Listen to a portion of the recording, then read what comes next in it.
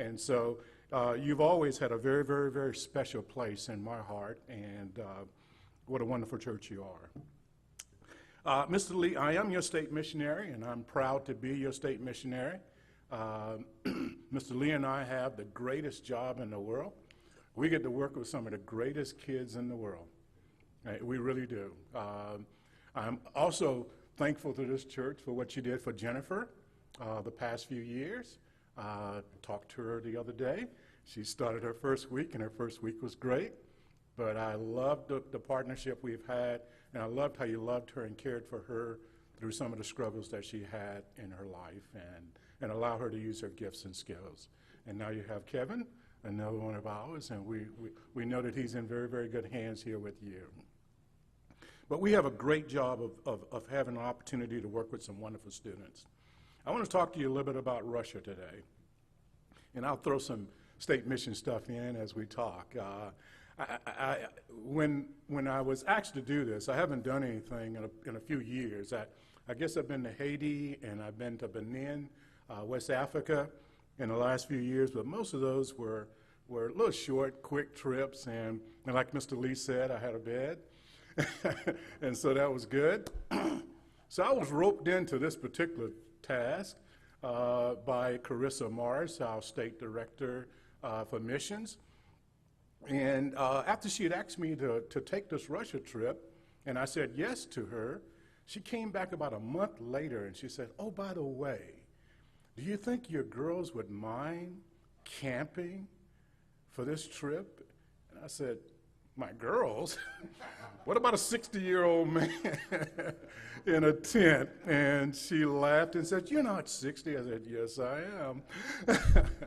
But it was a wonderful, wonderful trip. We took a group of students that I call an A-team, a dream team.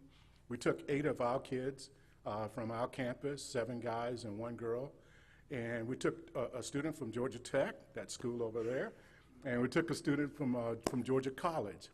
And we took off and went over, and our task was to do sports clinic, to come alongside the Russian people and do sports clinics and do English classes, do some music with English words to help them to learn English words, and teach them to play basketball and baseball and volleyball, and to just do some discipleship with them.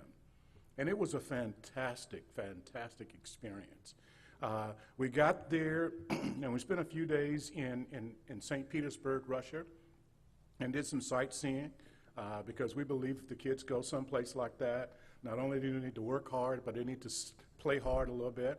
And so we sightseeing and did a lot of different things on Saturday, and Sunday went to worship with a Russian church, which was a wonderful experience. They were reluctant at first to let our worship leader to get up and to sing. They're kind of very, very stoic in their expression of worship, and very traditional. And so our worship leader got up, and they gave her an opportunity to play one song, and the place just lit up. They just lit up. They fell in love with them.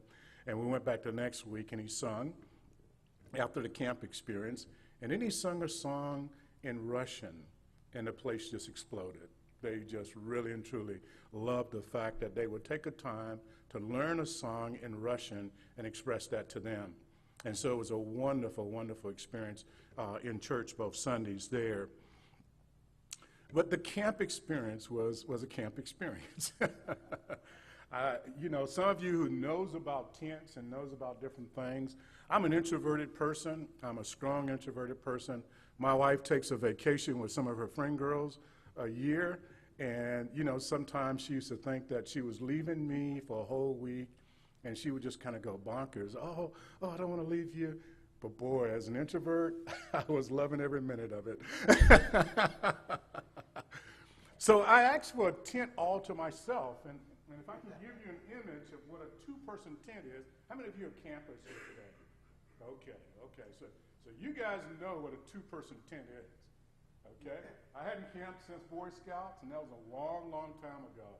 And so getting an image in my mind of a 2-person tent, I had lost that image. But a 2-person tent is not very long, and it's not very wide, And so most nights, and I had a air mattress in there, so most nights I was in a fetal position. I'm a 6'5" person, and so I was in a fetal position, and I had already said to myself, because of some other mission trips I've been on, that I will not drink anything past 2 o'clock.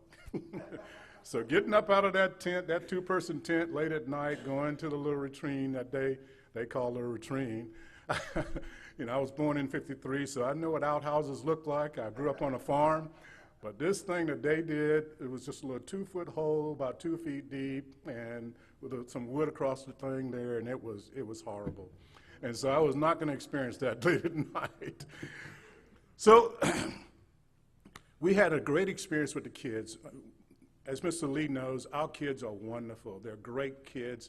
They're type A kids. You've been exposed to a lot of University of Georgia kids, so they're extremely bright, but they're type A.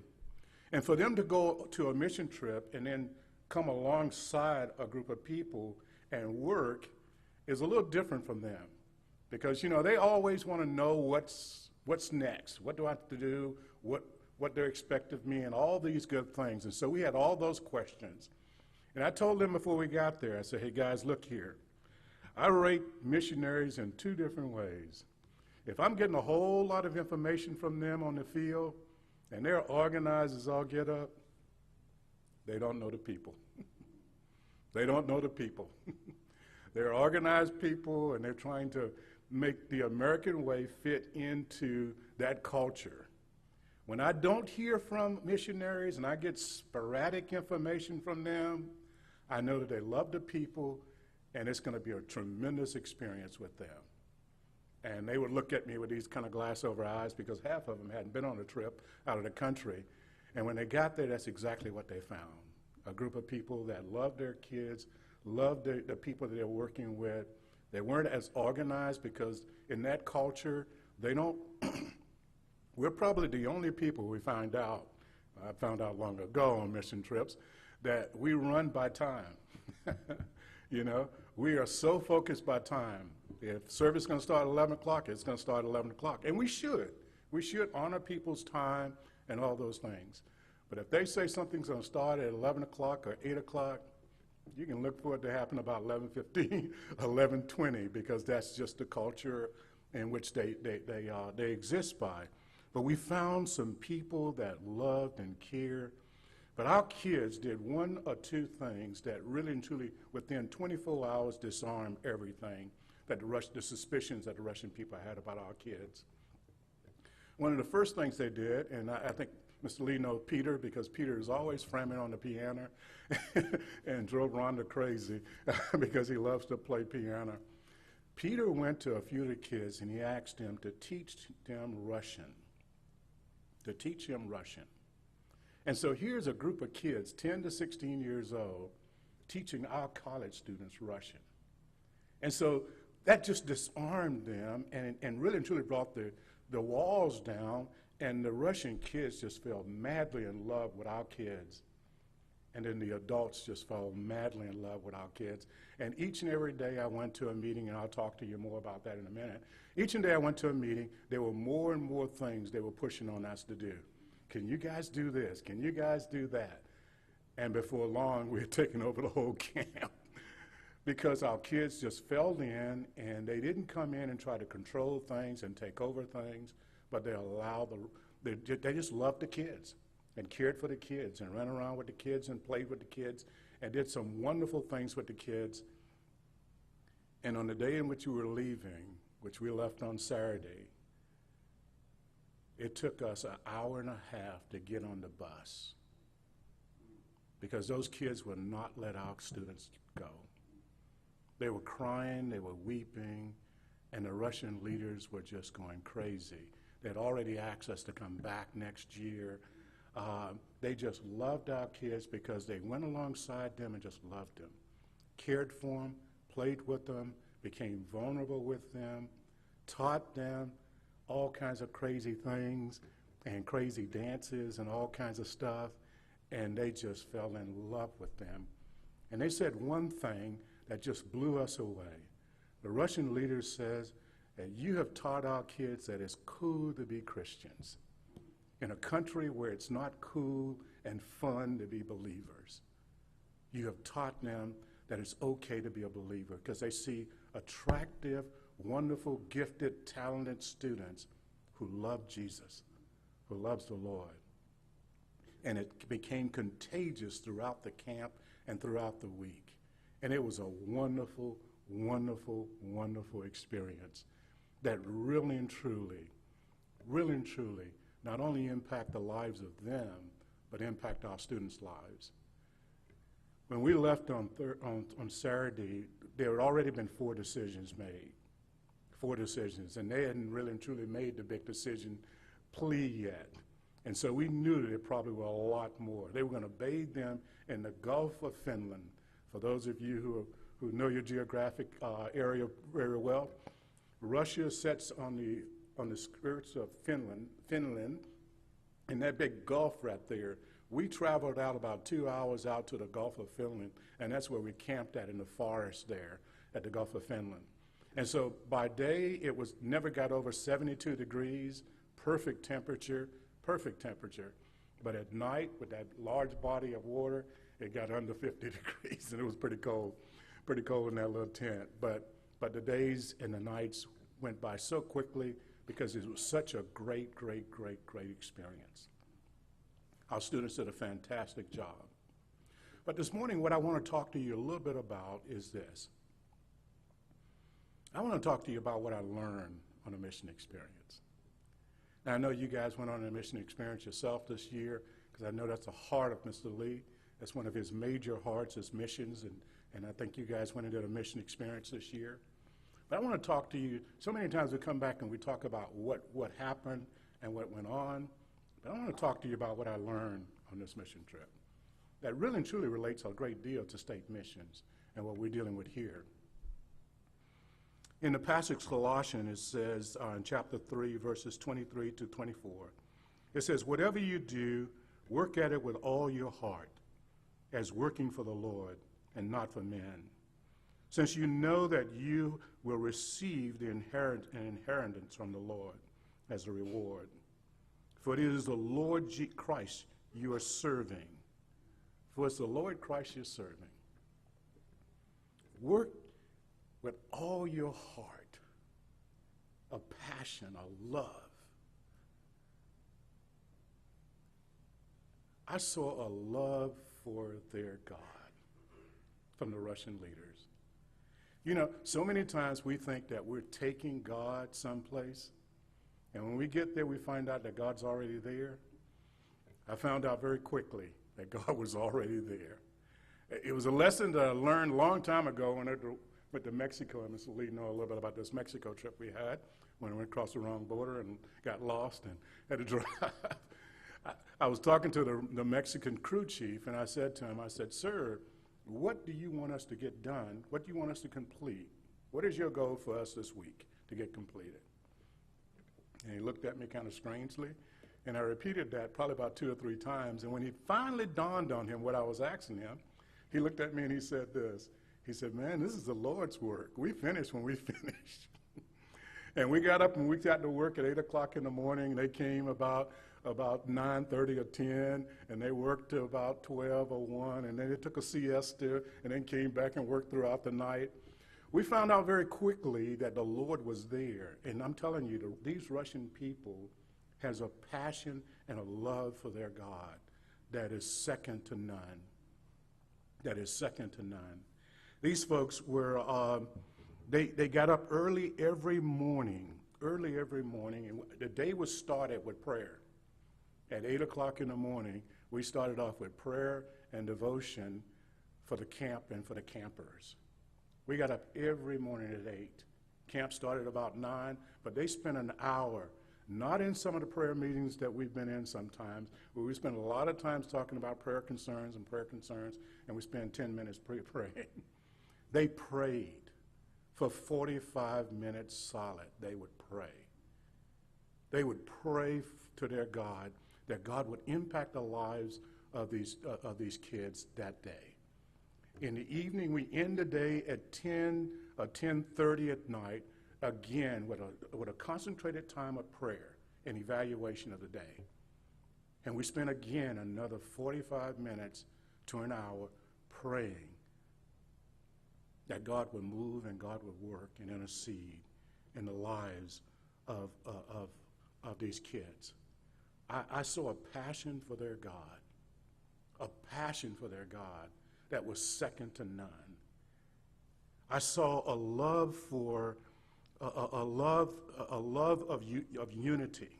They always came, and Russian people are the stereotypical of what we talk about. They say what they're thinking and they say what they mean, but really and truly, once they've talked through it, they leave on a united front. They leave on a united front. I want you to hear that now. They come, and sometimes if they had a different opinion about something, they would talk through it. But when it's all said and done, the two of those people who might have had a different opinion was placed in the middle of a circle, and they prayed about it, and they came to a common understanding about what would needed to happen in that particular situation. They didn't sweep it under the rug, pretend that it wasn't there, but they addressed it and talked through it, prayed through it, and then moved forward. I saw a love for their people, a love for God's purpose, a passion with all their hearts for God's purpose, for what God wanted to accomplish there. I saw a passion for their countrymen. The church we work with was over 100, the primary church that we work with was over 100 years old. So most of you who are historians, you know what happened. That church started on the communist rule. It started on the communist rule that we were working with. And it was unbelievable the stories I heard from the pastor about the things that they went through, the people who died, the early believers who died, so that church would be able to be constituted and started. And it started as an underground church, but now it's a beautiful church building. But they celebrate each and every year those people who gave their lives for them to have the right to worship the God that they worship. And so it's just a beautiful thing that they constantly keep that in the front of them. They have a passion for their people. They have a genuine burden for their people.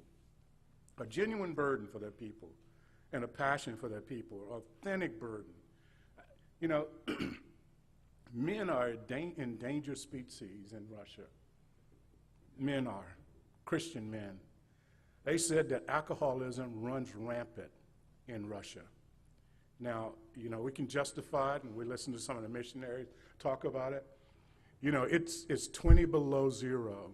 When we were there were only 3 or 4 hours of daylight. There was only 3 or 4 hours of darkness when we were there this summer. You know, the sun came up before most of us was up, and there were a brief time of darkness during the night. When we went to bed at 12, it was kind of like dusk dark, like looking through those things there. It was still very light there. And so they said it's the reverse in the winter months. In the winter months, there's only 3 or 4 hours of daylight.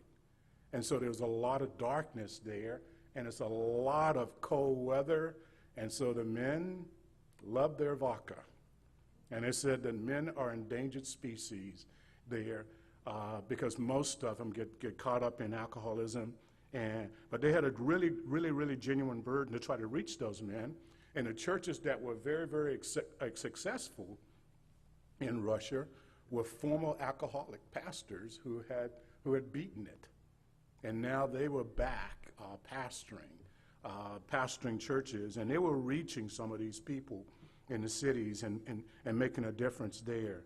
But these churches, what these churches were doing, they were trying to reach that next generation, the generation that does not have, the generation that is the first time that they existed without communist rule. And so they concentrate on an age group of 10 to 16 and at-risk kids, and they very much got their kids involved in reaching out in the communities. In the camp that we worked in, it was 60% of the church kids and 40% of at-risk kids that these kids have already started to reach out to and bring them into the church. I want to say that again. They are concentrating their efforts on that next generation because they know that if they do not reach those kids, their country will not be changed. And so let me tell you, there was nowhere in the world I was going to complain about being in a two-person tent because these people were my age or older, and they do it for 10 weeks.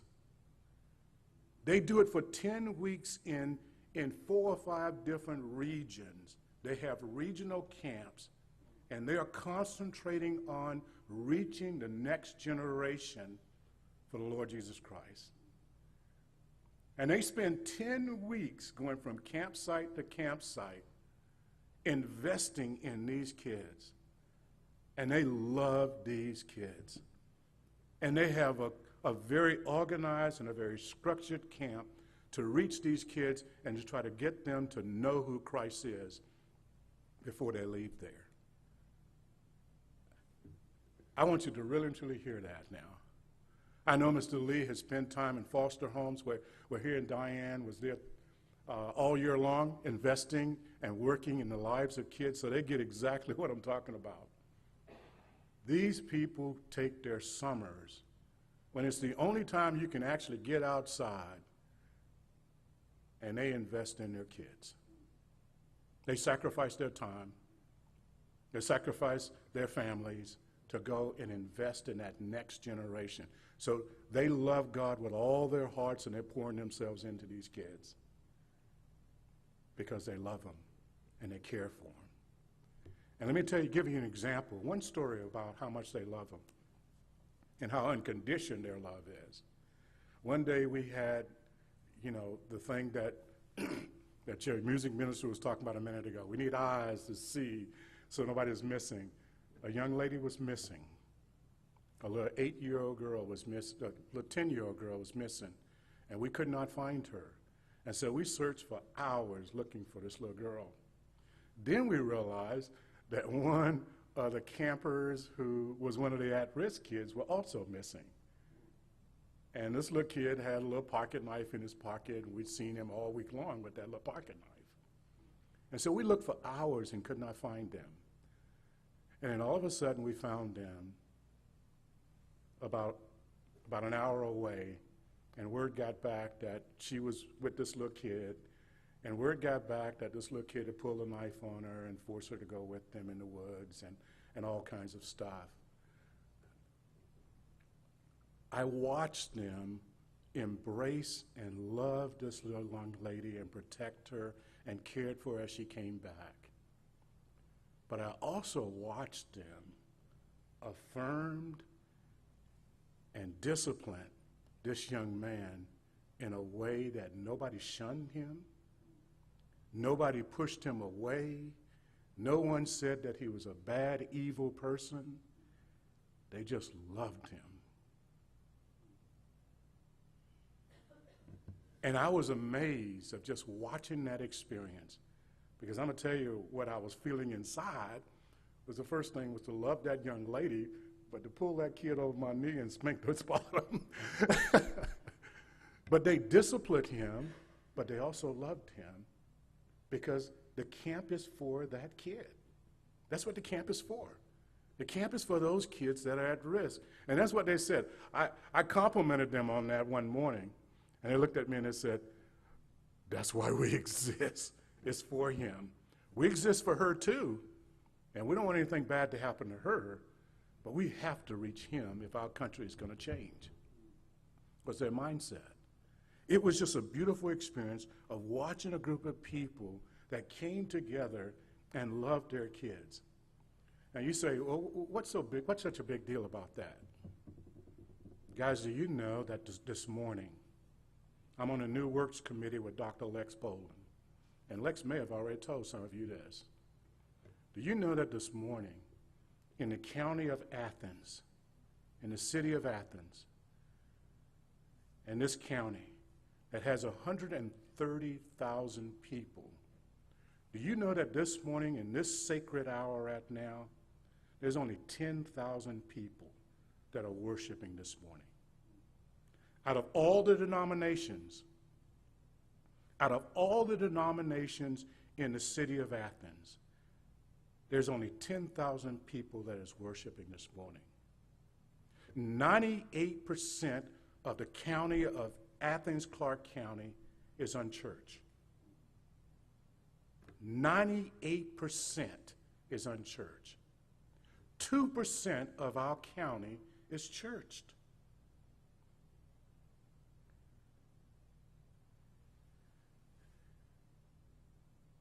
Where is our burden for that 98% of people? In your brochure, you're going to find that there's 10 million people. They're going to say that about 70% of the people in the state of Georgia is lost. The numbers that GBC has is that 8.1 million people is lost in our state. 8.1 million people. By the year 2020, just eight short years from now, our population is going to double in this state. And they're going to say there's over 12 million people going to be without Christ in their lives in our state. A love and a passion for lost people is something that is confronting us. In the country of Russia, is this 0.5% of the people that is what? That is church or believers in that country. If you just look at, we're a Bible Belt state. We're a Bible Belt state. And we're looking at what? Possibly just 10% of our state is what we would consider church people. So state missions is extremely important. State missions is something that we have to really and truly begin to take seriously and partner together to make it happen. And we're going to have to look at it just as the Russian people look at it, is what? Is we can't waste anyone. We cannot. We have to use everyone to accomplish that task.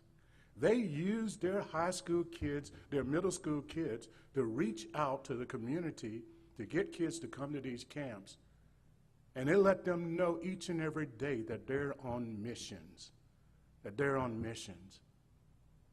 Because they know that if their country is going to turn around, if their country and their world is going to change, it's going to have to come from that small majority of believers. I sat and listened to a pastor in the mornings through a translator that wept over his country.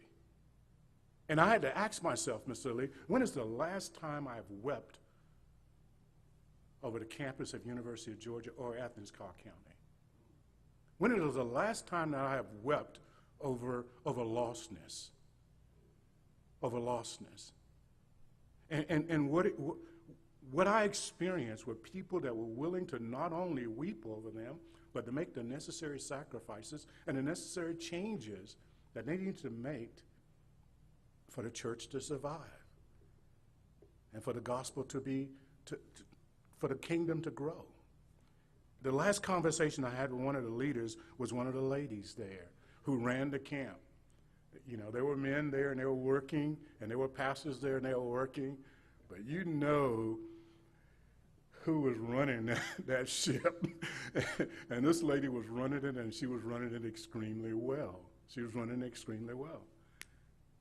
And the last conversation I had, late one night, she pulled me aside, and she says, I weep over who's going to take over for this camp. I'm 65. My husband is 70.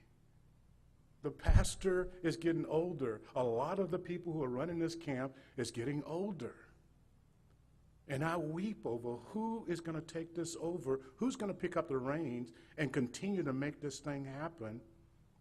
And I was trying to assure her that the kids that she's working with, God's going to call some and pull them up. And she says, yes, I know that they're wonderful kids, but it still burdens me. So who's going to take this? I got to hold on. I got to continue to hold on for another 5 to 6 years to make sure that we have a staff in place to run this place when we're gone.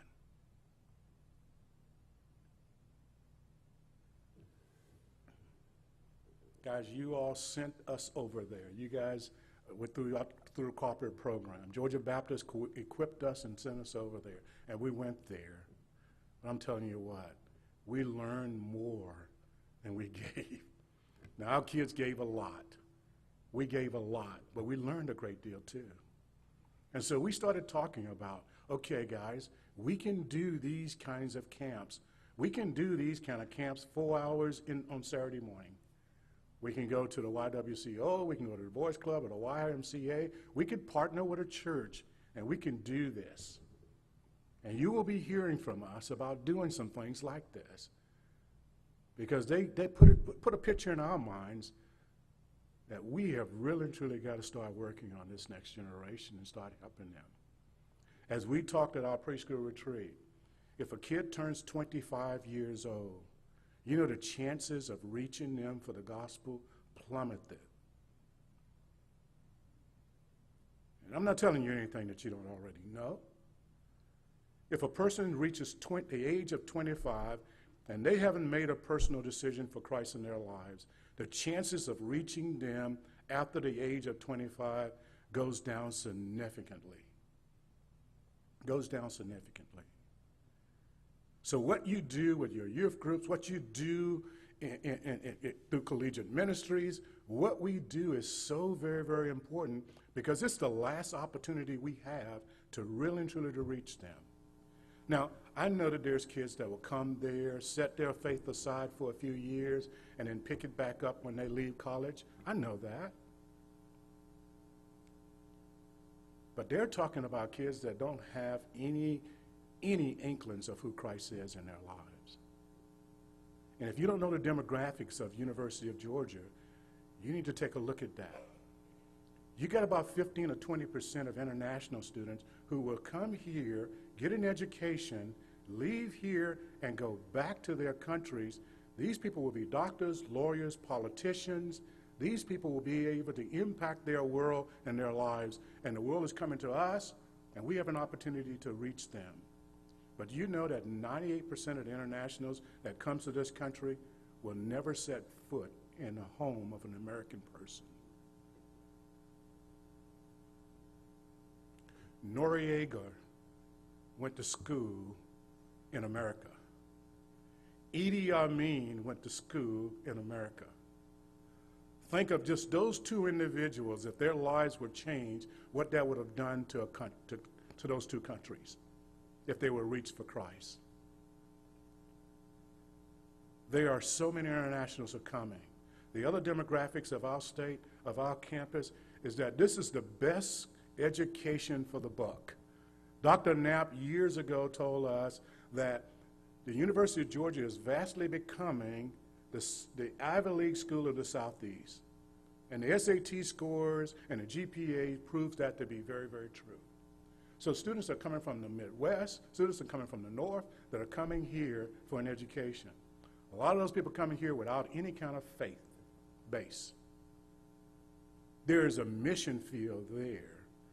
There is a mission field there that we need your help with to reach them, and you guys are working hard to help us with that. But we also have a lot of wonderful things that are happening on our campus through our students.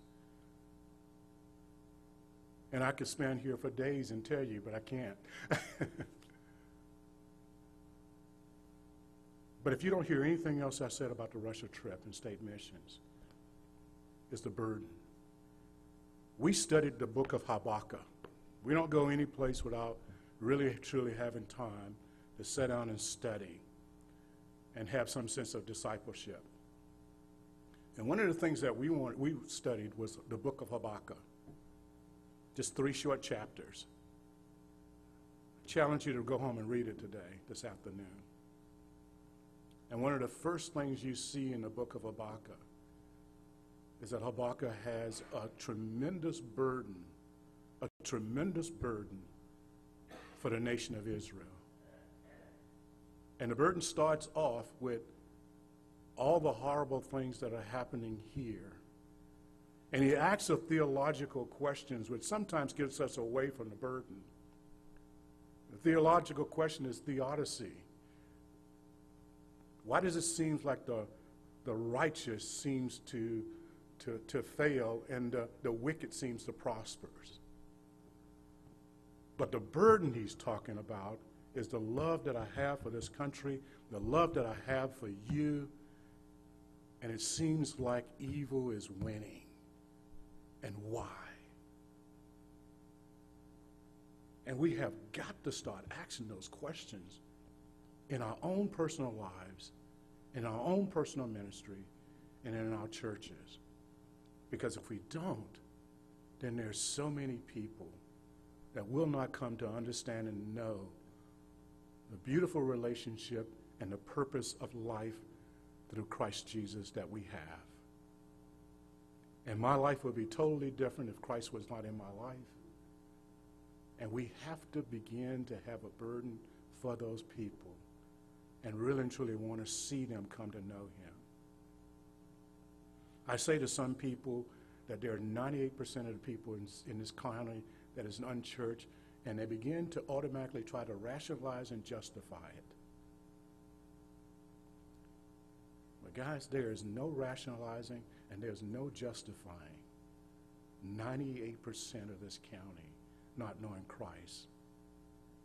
And to me, it's extremely embarrassing as a man of God and a person of faith and a covenant person that I don't weep over those people and have a strategy to reach those people. Because it's not enough, it is not enough to play BCM or play church and watch these people go straight to hell and do nothing about helping them to be everything that they need to be for Christ. And what the Russian people showed me was that I hadn't been giving it all my heart and all my soul to be weeping and doing everything possible to reach these folks. Let us pray.